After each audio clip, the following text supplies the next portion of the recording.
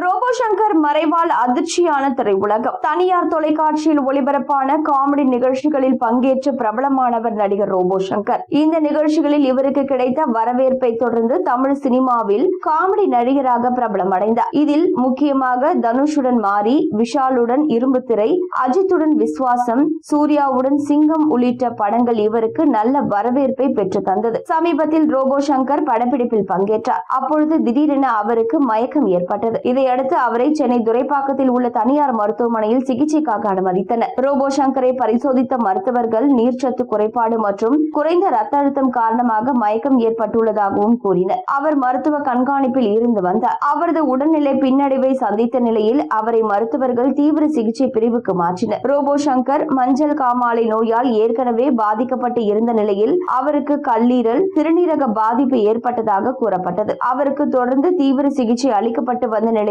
சிகிச்சை பலனின்றி ரோபோ சங்கர் உயிரிழந்தார். இவரது மறைவு குறித்து அறிந்த திரையுலகினர் அதிர்ச்சி அடைந்துள்ளனர். ரோபோ சங்கர் சில வருடங்களுக்கு முன்பு மஞ்சள் காமாலை நோயால் பாதிக்கப்பட்டு மருத்துவமனையில் அனுமதிக்கப்பட்டிருந்தார் என்பது குறிப்பிடத்தக்கது.